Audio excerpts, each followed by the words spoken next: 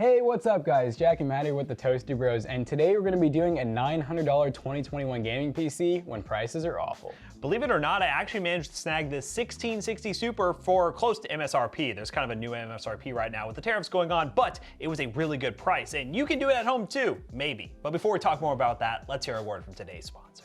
Today's video is brought to you by Lexar, your one-stop shop for all your storage needs. Stay tuned to the end of today's video to learn more about how you can upgrade your PC storage with their new Lexar NM620 SSD. Special thanks again to Lexar for sponsoring today's video. So it's actually been a while since we got to do more of like a mid-range budget PC, and the reason that this was all possible is because Matt found this card on B&H at around $320, which is a little bit above the normal MSRP, but that kind of is the new MSRP of these cards. Otherwise, you're going to be going on eBay and probably paying $500 or $600 for a 1660 Super, which we don't recommend doing unless you just are desperate. So this build is actually really respectable, and it's easy to put together. There's no like aftermarket coolers or anything. You guys are probably gonna make fun of us for that, but just don't. But yeah, we're gonna go ahead and talk about each individual part while we didn't choose an aftermarket cooler, and then dive right into building this PC. Let's do it. For the processor, we have the i5-10400F. This is a 6-core 12-thread processor. If you're wondering what the F is, it basically just means it has no integrated graphics, and also it's not overclockable because there's no K. So 6 cores, 12 threads, it's honestly like the dream pair for the 1660 Super. Like, it just makes perfect sense. We are using the stock cooler.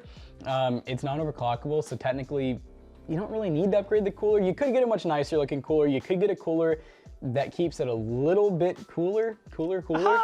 So you might get a little bit of higher boost frequency and everything, but honestly, we have done this a million times and I've never had problems using a stock cooler on these lower end non-overclockable processors. Now this motherboard, I feel like we have used like a million times because for a while, this was like the only good B460M that you could get. So this is the Asus TUF B460M Gaming, and it comes with Wi-Fi installed. That's really the best part about it. And they usually fluctuate between $100 and $130, which is a good price for a board that has Wi-Fi, has 4 RAM slots, it has your actual 2 4-pins for the CPU, multiple expansion slots. It's honestly a pretty good board. Asus TUF line we have actually really come to like. So for the RAM, we have Crucial Ballistics. This is a 16 gig kit at 3200 MHz. Technically, it could go with a slightly lower frequency and be fine. It's non-RGB.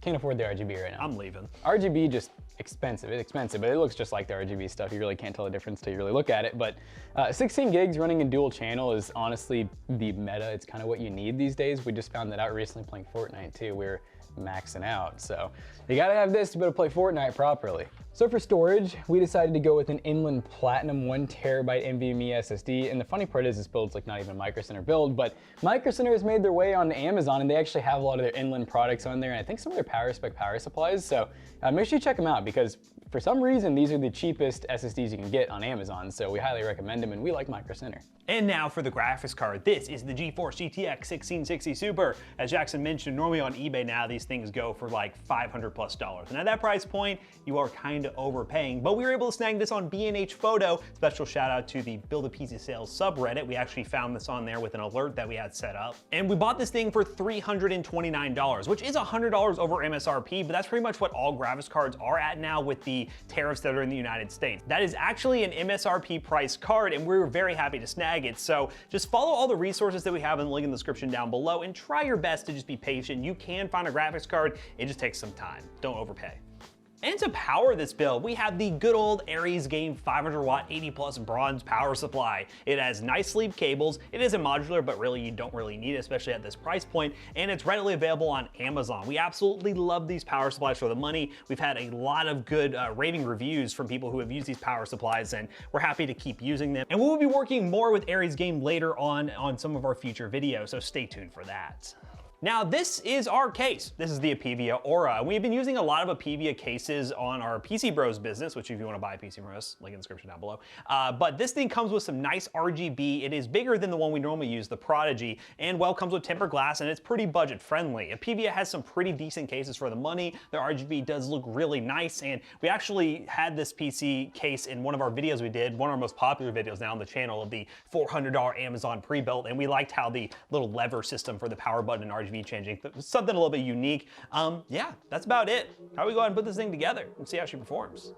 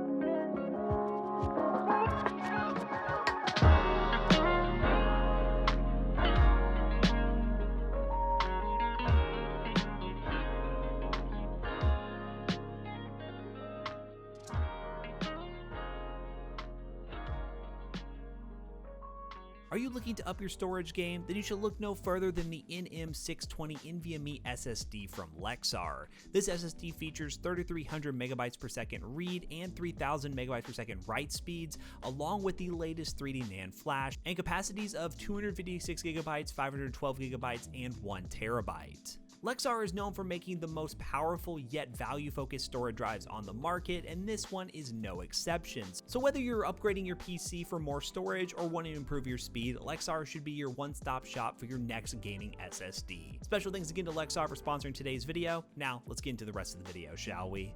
Alright, ladies and gentlemen, now that we have this $900 PC all booted up and ready to go, let's talk about some benchmarks real quick. Now, we decided to test this PC in a couple of titles, those being Call of Duty Cold War, Fortnite, Valheim, and Shadow the Tomb Raider. Now, we have done this PC numerous times here on the channel, so we kind of expect what the number is going to be. This is kind of a challenge for us to build a budget PC in 2021 because we all know it's very difficult to do that. And on high settings at 1080p, we actually got some really good results in most games. First up, in Call of Duty Cold War, we got over 100 plus FPS on medium-high settings. This is a game that is normally really demanding for most GPUs, and the 1660 Super is definitely up to the task. We love to recommend the 1660 Super when you can get it, and the whole point of this video was we were actually able to pick this thing up for $329, which is a really good price for this graphics card right now, even with everything going on. On eBay, you are paying upwards of $500, so we're very happy to get it at this price point, and especially with it being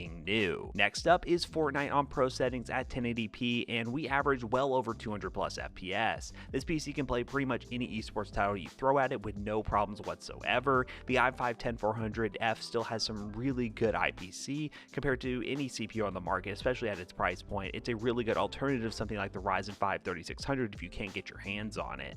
And the next game we tested was Valheim. At 1080p on medium settings, we averaged over 100 plus FPS. This game is not very well optimized on high settings. We actually only got like 40 or 50 FPS, but when we do drop the settings down to medium, the game still does look pretty good, and you're getting a really good gaming experience. And if you guys do have any suggestions for other games to, well, add to our benchmark rotation so we can mix things up a little bit, comment down below. And I swear if you say Minecraft one more time, I'm most certainly not going to add it. And last but certainly not least is Shadow the Tomb Raider, and on high settings with the built-in benchmark tool, we averaged over 90 FPS. Shadow the Tomb Raider is our AAA benchmark of choice. If it runs really well in Shadow the Tomb Raider, it's most likely going to run pretty much any AAA title out there on medium-high settings. Overall, we're very happy with this PC for the money. It's most certainly going to be hard for you at home to replicate this PC. I am not going to sugarcoat things, but it is at least possible to get this PC if you do some research and you can be very patient and look on the used market. That is your best chance at getting a PC like this at $900,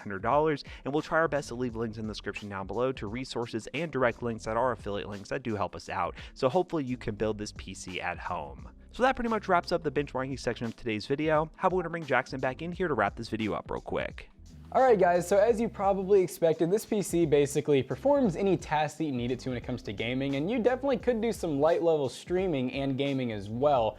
Keep in mind, $900 right now, it doesn't get you what it used to get you. Sadly, I feel like a $900 PC now is almost like what maybe $700 or $800 could have gotten you last year. And even then, you at home might not be able to get this for that price point. Yeah, the 1660 Super deal we found was a really good find, but it's something you can find if you follow all the resources. We like our deal page at Toasty Deals. The Build a PC Sales subreddit also has a Twitter account that tweets out stuff regularly, so check that out. But there are resources out there that you can find if you're really wanting to get a gaming PC right now and want to build it yourself. You can get it, just requires a lot of patience. And speaking of prices being really bad right now, we actually have another video coming out right around the time of this video where we're basically going to talk about how buying a pre-built right now can actually be a better value than building your own if you don't want to go through and do all the deal hunting. So be sure you're subscribed and stay tuned for that video, because it's going to be a very interesting discussion point, because we've been doing a lot of pre-built content on the channel, and that's for a reason. It's the best value option right now, but we'll talk more about that in that video. So links in the description down below are affiliate links, and they do help us out if you buy stuff using those. Do not forget to make sure you're also subscribed to our other two YouTube channels and also our twitch.tv/toastybros, and don't forget to like, comment, and subscribe. We'll see you guys in the next one. Goodbye. Hey guys, you want some Toasty Bros merch like this beautiful retro set design? Definitely, link in the description down below. We got a lot of cool stuff. Zach's always uploading really cool merch for you guys to buy and rep your favorite YouTube channel, the Toasty Bros. teespring.com/toastybros.